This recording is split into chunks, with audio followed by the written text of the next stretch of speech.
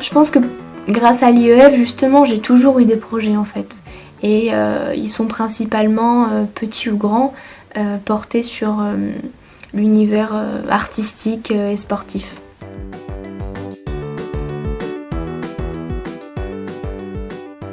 Tout le temps que j'ai eu et toute cette liberté que j'ai pu avoir grâce à l'IEF, ça m'a permis de vivre plein d'expériences, de faire plein de rencontres, de découvrir plein d'univers professionnels différents. Et ça m'a donc permis, de par toutes les expériences que j'ai eues, de réellement connaître ce que j'aimais et de savoir quelle voie j'avais envie de suivre plus tard.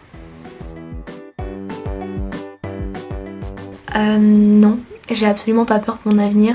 Je sais juste que je me ferme pas de porte et que j'ai tout à portée de main en ce qui concerne mon futur. Ce qui me fait peur actuellement, c'est ce qui se passe en politique et ce qui impactera notre avenir, à moi et à plein d'autres enfants.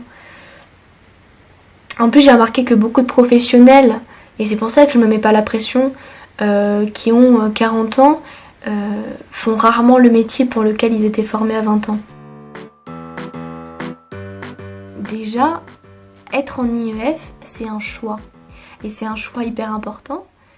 Et l'IEF, c'est pas toujours un long fleuve tranquille, il y a aussi des inconvénients. Donc je suis habituée à faire des choix. L'IEF, ça m'a apporté une grande capacité de remise en question, je pense.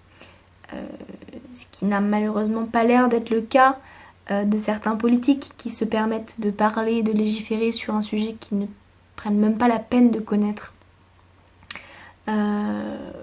Apparemment, on dit que ça m'a apporté une autonomie et une maturité.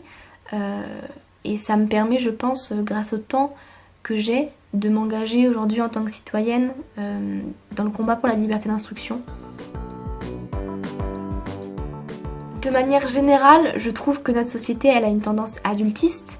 On fait dire n'importe quoi à la notion de l'intérêt supérieur de l'enfant, notion d'ailleurs qu'on n'arrive jamais à définir. Les enfants ne sont jamais consultés, ni à l'école ni en IEF, pour les sujets qui les concernent directement.